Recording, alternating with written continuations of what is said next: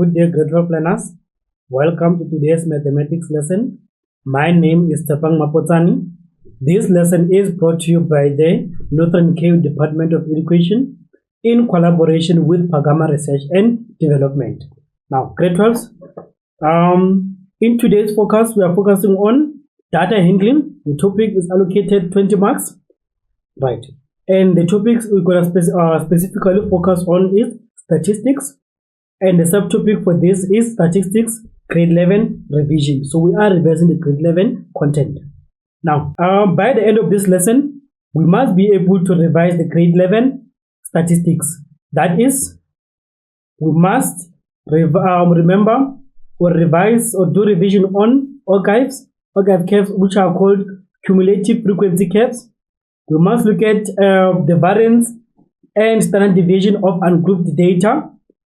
We must look at the symmetric and the skewed data. And we must be able to identify the outliers from the data given. Right. This information, of course, will come from your CAP document 2011, page 48, and your mathematics grade 12 ATP 2024, which is on page 5. Right. So this is what you should know coming into this lesson.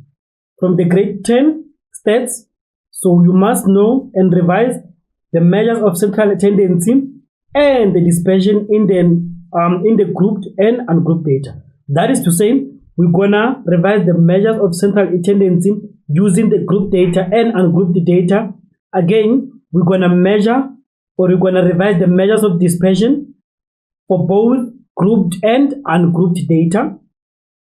Number 2, we must revise or we must know the 5-number summary, which is maximum, minimum, and quartiles. The quartiles, remember, it's Q1, it's lower quartile, median, and upper quartile. So this is maximum, minimum, Q1, Q2, and Q3. And we must represent the 5-number summary in our box and whisker diagram. We must revise the histograms, and we must remember or revise our frequency polygon. Now, representation of the data. Remember, in statistics, we are studying data and we are utilizing different methods of studying data. So, remember, data can be collected in 2 ways. We can collect the data in an ungrouped data method, and we have what we call a grouped data. So, 2 ways of collecting data. Representation of that data, we have ungrouped data, we have the grouped data. Now, what is ungrouped data? Ungrouped data is a set of random, so here we're talking about the random data elements that are gathered for analysis. That is to say, ungrouped data, for example, we can just say, this is the list of grade 12 learners mathematics results. That's it. We don't say anything about it, so it's just a set of random data elements that are gathered for analysis. So that is to say, I just take, you got 5, I write it down. You got 10, I write it down. You got 20, I write it down. You got 40, I write it down. So that becomes what? A random data that I'm collecting. That is our ungrouped data. Now, what is grouped data? Grouped data are data elements aggregated into different classes. So this one we did what? We have classified our data according to what? Groups or intervals. For our example, we have a temperature range to say from this to that. So that's what we're talking about. That is to say, in most cases, quantitative data. So we're saying the group data, it is a quantitative data that can be measured. So when you look at the ungrouped data, it was just random data sets. So the group data here, we're saying this is the data that we can measure to say, okay, this is how much I have for this range. So that is to say, when you look at it, in most cases, we have a class interval versus frequency. To say the class interval between 0 and 5. That is to say, how often does a certain data occur? So we're checking between a certain range to say, okay, frequency, that means there are 4 data elements within 0 and 5. So that is a group data because we are grouping them according to the what? According to the class intervals. To say between this, that is to say, when we go back to learners marks, we say, okay, those who got between 0 and 5, then we check it's 4 of them. Those who got 5 and 10, we say again, it's 5 of them. So that's what we are doing. just to make a simple example, it's 1, maybe 3, 4, 4, the other one got another 4, then you get the other one got 6, 7, continuous like that. So when we are looking at the group data, so what we have here is a random data set which is ungrouped. So what we do now, we are grouping it. How do you group it? We group it based on our intervals. Now we say between 0 and 5, so it's 0, so 0 is somewhere here, and 5, so this is 6, so 0 and 5.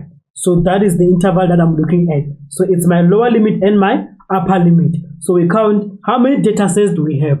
1, 2, 3, 4. So we have 4 data sets. Now, when you look at the grouped data, what you see that is that you won't actually know an actual mark a learner got, but you only know how many learners are between 0 and 5. So that's what we are dealing with when we talk about a group data. Ungrouped data, you'll actually know because it is just a random collection. So this ungrouped, we are grouping it, it becomes, we group it into class intervals and we have something of that nature there. Right. So what are we saying now? We're going to start with the measures of central tendency. This is our grade 10 work, remember? So the measures of central tendency, we are saying, we're talking about mode. So the mode is a what? It is the value that appears the most frequently. We look at the median. So the median is a what? It's a middle value. And when we're looking for the median in this case, step number 1, or the most important thing that you must do is to do what? Is to put the values into an ascending order. To say from the lowest to the highest. So that's what we are doing. Then to find the median, you're going to say Q2. Remember our median is Q2. It's equals to 1 over 2n plus 1. N represents the total number of data sets. Now, median, in this case, we are saying our median is the average of the data set. That is to say, remember this sign, this big sign here, we call it a sigma notation. The sign there means sum of. So our median is equals to sum of x over n. So that is to say, our mean in this case, when we say sum of x, that means we add all the data sets together. Then that is what we actually represent when we say sum of x. So our x with a bar on top there, it means mean.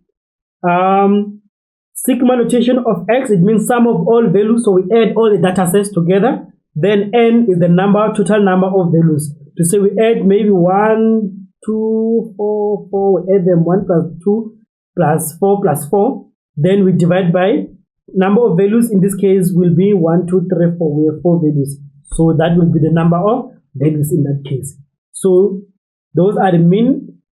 Now, measures of central tendency for grouped data. So that one was ungrouped data where we had random sets of data or random data that was collected. Now, when we are measuring the grouped data, so what are we doing? Number 1, so under group data, we are working with class intervals. So when you are working with class intervals, remember, we're going to work with estimates because we do not actually know an actual mark. So we only know to say between 0 and 5 learners have achieved a mark between 0 and 5.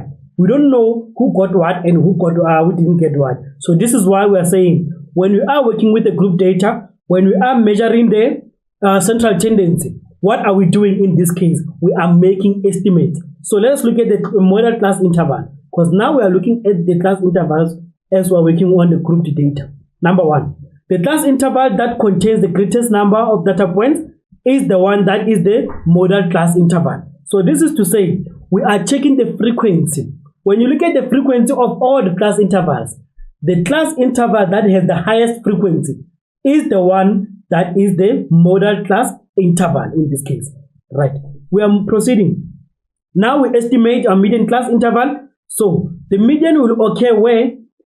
So the class interval that contains the median number, that will be our median class interval. So we calculate Q2 to say it's equals to 1 over 2. Then n in this case will represent the total frequency. So that will be our frequency total. And in most cases, to find the median class of this, we normally use our Ogive curve. We'll revise this later. We'll deal with the median later when we talk about that Ogive curve there. Right. Now let us look at mean now. So here we are saying when given a group data, we are not able to determine mean median, and mode. So because we don't know the individual values, that is to say, remember, we don't know individual data values because we are told only about the range, to say between 0 and 5. How many got a mark between 0 and 5? We just have a total number of learners who got between those ranges. We don't know who got what mark. So what do? We are now finding the best estimate. So that's what I've explained earlier on, to say when we're looking for the mode, we're gonna estimate. When we're looking for the median, we're also gonna estimate, and when we look for the mean, we're gonna estimate. So in this case, what we're gonna do is we're gonna calculate our estimated mean. How do you find the estimated mean now? Our mean is equals to sum of f times x over n. Now, what does this mean? So this f is the frequency times your midpoint. So x in this case will represent the midpoint of a class interval. That is to say, you look at the first class interval between 0 and 5, for the example there, we'll have 2,5 as a middle one. And remember, let's just draw the table again. So what we have on the last one, so we had 0, x, 5, and we had the frequency of 4. So that is to say, the top part we're saying, okay, to find the top part there, what we say is the midpoint of 0 and 5 is 2,5. Multiply by the frequency of 4, then this will give you this. So that means we'll have 2,5 times 4 in that case. Then they will get, and then the value that you get after that, you do that for all of the class intervals, the same method, then you add all of them. So we multiply these two for the second class interval, multiply again midpoint and frequency, we add all of them together, then we divide by the total frequency. So our n in this case is a frequency. So this is our frequency total. Right, that is to say, to estimate the mean of a group data, we find the midpoint of each class interval. That's what we say. That is our x there. So that is our x in that case.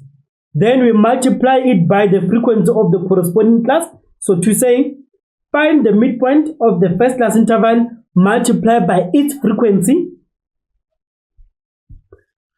And what you do, you add all of these products. Remember, you have multiplied them together. So we add all of them, then divide by the n, which is our total frequency. So that's how we do, and that's how we estimate our mean. Now, let's move on. Remember, in grade 10, again, we have done 5 number summary. We've talked about the minimum value. Our minimum value will be the lowest value in the data set. So we get all of our data set. We just look at the lowest value there. It becomes our minimum. Lower quartile, it is what? It is the median of the lower half. Interesting. So you take off an ordered set. Let's start there. So when you say off an ordered set, what do we mean? We mean in this case, you must arrange your data into in an ascending order, from smallest to the biggest. Thereafter, so what we're saying, step number 1, to arrange your data sets into an ascending order. After, you find the median value. So the median value, that's what you cut, to say, when you cut at the median, you'll have a lower half and an upper half. Now, on the lower half part, what do you do? To find the lower quartile, you'll find the half of that lower half. That is to say, you are looking for the median of the lower half. So that will give us our Q1. So Q1 is the half of the lower half. Then Q2, of course, is our middle value, which is our median of an ordered set. Remember, ordered set is a keyword. So you must make sure that every data you get in statistics, you must rearrange it into an ascending order. Right. We look at an upper quartile. Upper quartile is the median of an upper half of an ordered set again. So what we're saying here again is to say, remember, your median would have helped you, this median would have helped you to divide your data set into 2 equal parts. So that is the median. We are in the middle. We get 2 equal parts. We have a lower half and we have an upper half. So our upper quartile in this case is the median of the upper half. That is to say, it is the middle number or the middle value of the upper half. Then the maximum value in the set is the highest value in the data set. So the maximum is our highest value that we are having in this case.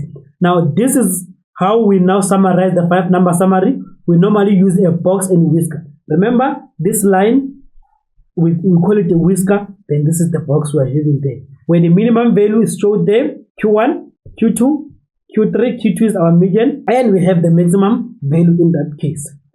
Right. Now, grade 10, remember, in grade 10, grade 12, what we had the measures of dispersion again. So remember, measures of dispersion, we are checking how is our data, or how our data is distributed across, or how it is dispersed across. So what we're saying is, we're going to look at the range. The range gives us the difference between the largest and the smallest value in the data set.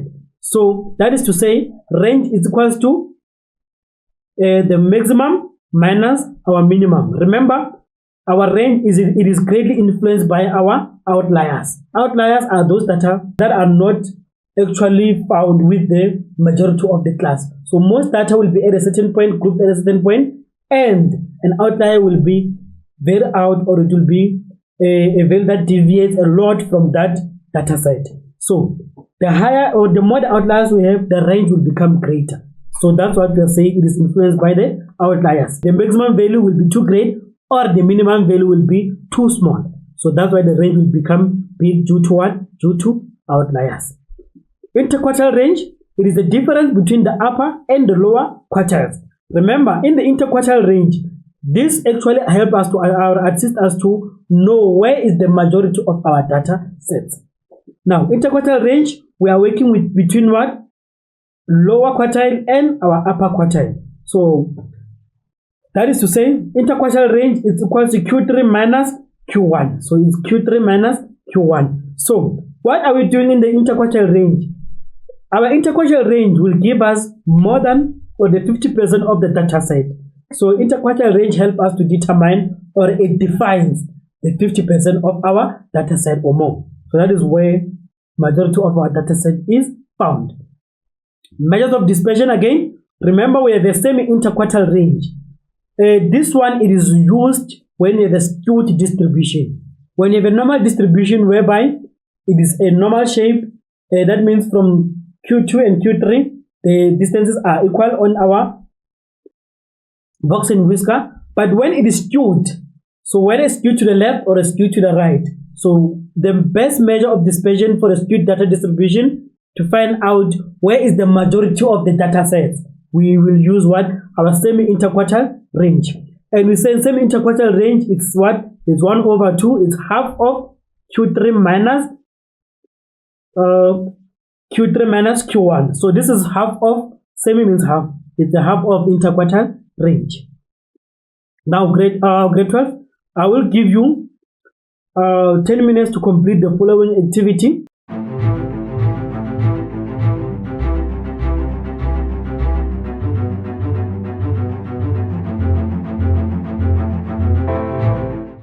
Right, welcome back grade 12. Now let us discuss this activity. So the baseline activity that we are having is, we are having a Gauteng paper, November 2023, paper 2, question 1. This is a grade 10 paper. So what is happening here is, we are told that the maximum temperatures in degrees Celsius at 20 tourist resort centers were measured and recorded. The results were recorded in the table below. So these are the results.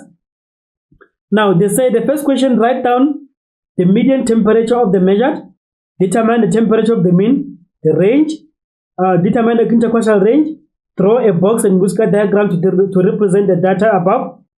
The tourist sector claims that 20% of the resort centers were recorded temperatures too hot for the tourist activities. Determine the recorded temperature that satisfied the above claim. Now, let us discuss the solutions to this activity. So, what is the first thing that we are doing? Number one, we are looking for median. To find the median, remember we are doing what? We are arranging our data into an ascending order. So let us see what is our median in this case. Now, number one, let's see. So this is the data set that is arranged in order. So to find the median, we count, okay, how many do we have? 1, 2, 3, 4, 5, 6, 7, 8, 9, 10, 11, 12, 13, 14, 15, 16, 17, 18, 19, 20. Now, to find the median, the best way or the easier way to do it, we can use the trial and error one. You say, number one from the upper, one from that, 2, 2, 3, 3, 4, 4, 5, 5, 6, 6, 7, 7, 8, 8, 9, 9. Right. Then our 10th values are these two, is 10, and that is the 10th value in that case. So to find a median in this case, what we'll do now, so this will be correct for us. So because we have two values that are in the middle, that means the median exists between these two values, because we have to count equal numbers from both sides. From the lower end, we have how many values? 1, 2, 3, 4, 5, 6, 7, 8, 9. From the upper side is how many? 1, 2, 3, 4, 5, 6, 7, 8, 9. So that means these two values are where we're going to find our median. So the median will be found between 32 and we are 32 there. So how do you find that median in that case? It will be 32 plus 32 divided by 2. So we are finding the value that exists between 32 and 32. So what we get when we add the 2, we get that 32 plus 32 in this case will divide by 2 will be how much? Will be 32. So our median in this case is 32, which is correct right there. Right. So the mistake that you commonly are likely to make or get a mistake on in this case, it is to look at to say, it's this 32. But we're supposed to add the both 32s and divide them by 2. Then the answer you get is 32. So that is our median value. Now 1.2.1. So 1.2.1, they were looking for the mean temperatures. Remember, mean is sum of all values divided by number of values. How many values do I have? 1, 2, 3, 4, 5, 6, 7, 8, 9, 10, 11, 12, 13, 14, 15, 16, 17, 18, 19, 20. So our n will be 20, which is number of values. Then sum of all of the values, that is to say, we'll say 22 plus 23 plus 24 plus 25. All of them, we add all of them together, then you get 500. So it's 500 divided by 20. So our mean temperature is 25. Now 1.2.2, in this case, they were looking for range. One is range, it's minimum, maximum minus our minimum. Our maximum value is 40, so it's 40 minus our minimum is 22. Minus 22 equals to 18, because the data is already in an ordered set. So it becomes easy for us to find minimum and maximum. Our interquartile range, remember, it is Q3 minus Q2. Now let us find those Q3 and Q2 in that case. So what we do, remember our middle one is here. So we start counting again. 1, 1, 2, 2, 3, 3, 4, 4. That means our Q1 there will give us the value of 26 in that case. To find Q1 and Q3, remember our median existed here. So we'll say 1, 1, 2, 2, 3, 3, 4, 4. Then we have two values that are in the middle there. There we go. That's why the value is 27 there. So that is to say, to find our Q1, we will now say 26 plus 28 divided by 2. Then we get 36,5. So that is our value that we get as our Q1. Then our Q3, it will be, we start here again, because the middle is not a value now. We'll start with this one and say 1, 1, 2, 2, 3, 3, 4, 4. So we have two data sets that are giving us Q3. Right. So to find that, now we're going to say 36 plus 37 all divided by 2. Then we get our Q3 as 9,5. So you can see the Q3 is the half of the upper half, and Q1 was the middle of the lower half.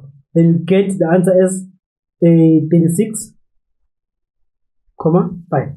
Our Q1 here was 27. Right. Then you minus the 2, then you get our interquartile range as 9,5. Now, draw the box and whisker for this. Remember, we found Q1 in the previous one. It was 27. Q2 is our middle value in this case. So our Q2 was 32. And Q3 was 36,5. Then we have our minimum value is 22. Our maximum value is 40. So when we draw the box and whisker, we can see now we get our minimum value there is 22, 21, 22. So that's our minimum value. So that's our mean. Then our maximum value there is 40. So this gives us max. Then this is Q1 at this point, Q2 and Q3. So that is how those data are found. So Q1 there is 27, you can see 21, 22, 23, 24, 25, 26, 27. So 27 will be that line, correct? So this is 30, 31, 32. So 32 there is our median. You can see the line of the median there is represented there. Right, we proceed. Then Q3 is 36,5, 30, 32, 33, 34, 35, 36. So 36,5 will be here. This is 37. So the middle of that 36 there. So which is Q3. So 1.4. 1.4 says they were looking for the percentile position. So what are we given? We are given the position as 20. We divide it by 100, which is the percentage, multiplied by the number. This is n. So this is the number of data sets. So we're looking for 20% of this position. It's how much? So multiply by 20, we get the answer as 4. So we look for 4. So in this case, we'll say our n there is how much? Is 4. Then therefore our temperature that we get is 37 degrees. Right. Grade 12s, I will give you 10 minutes again to complete this activity.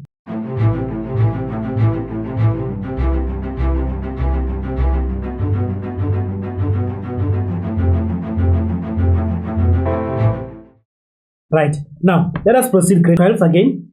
So we are told a supermarket sells light bulbs. The store keeps the record of the wattage of the light bulbs that they sold in 1 month of October 2023.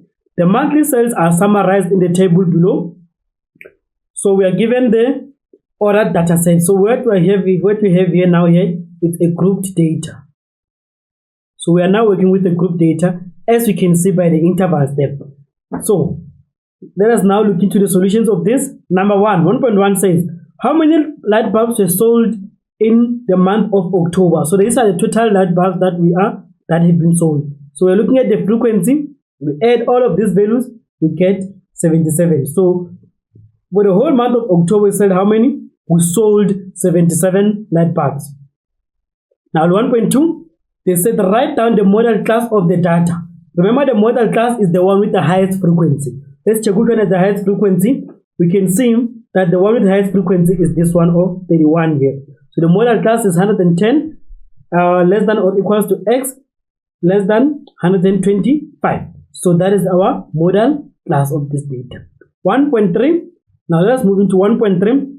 1.3 says determine the interval in which the median lies. So we're looking at the middle interval. In this case, we can see the middle one here. It will be that interval. There was 110 x less than or equals to x less than 125. Now let us look at number 1.4. 1.4 says express the number of light bulbs in the most popular wattage as a percentage of the most popular. Remember, we go back to the most popular is the one that has a high frequency. So we're gonna say that frequency divided by the total frequency, which is 77. When we add all of these frequencies, multiply by 100, because we want it as a percentage, we get 41.33%. 1.5. Our 1.5 says estimate the mean wattage of the light bulb that was sold. Remember, to find the mean, we are working with the grouped data. To find the mean in this case, we must find the midpoint. So the midpoint of this interval, and we multiply with the frequency. Then we create an extra column for this. Right, we'll just do 1 or 2 just to show you how it is done. Then you proceed with the rest. So in this case, what we do, we check what is the midpoint between the two. So it is between 80 and 95. The easier way to do the midpoint is to say 90 minus 85, we get 15. Then we divide it by 2, we get 7.5. So the half of this 2 is 7.5. Then we're gonna just take the lower one and say 80 plus 7.5, we get 87.5. So our first midpoint there is 87.5. So we'll take that 87.5, we'll say 87.5, we'll multiply it with the 3. Then what we get as a result, then we get 262.5. We do that for all of them. That is to say, again, we'll say 95 plus 7.5 in this case, because now we know that the midpoint value for us in this case is 7.5. So we'll find that 95 plus 7.5, we get 102.5. We multiply that by 17. then we get our value as 1742.5. Then you do the same, find the midpoint, multiply by that, you get the value there. So we'll see that, we'll say now, the midpoint that, multiply by that, you get the value there. Thereafter, when you get all these values, remember this is 77, when all of this, add all of these frequencies, we all add all of these values, we will get a value of 9242.5. So that is the value that you normally get from multiplying these two. So which is the value that we are having in this case on our estimated mean divided by the total frequency, which is 77. Then we get our estimated mean as 120.03. Right, we proceed. 1.6. 1.6 says the manager of the store decided to display the data collected on a pie chart. Calculate the size of the largest angle of the pie chart. Remember, the largest angle of the pie chart will be taken by the one with the high frequency. So it will be taken by that one. So this is to say, okay, we take that frequency, which is 31, divide by the total frequency. So total frequency, when you add all of them, remember it is 77, multiply by 360. What is this 360 for? It is the one revolution. It's 360 degrees, by the way. So remember, the pie chart is just a one single revolution in that case. So to complete a revolution, we know we complete it up to 360. So to get the largest, we multiply by that. Then the largest angle will be how much? It will be 144.91. If you're looking at our Cartesian plane, then 144.90 will be somewhere here. It will be this. All of this portion will be the largest. So I'm just making an example in that case. So that's where our 144.91 degrees is an angle. It will be in that case. So that will be our largest portion of this pie chart.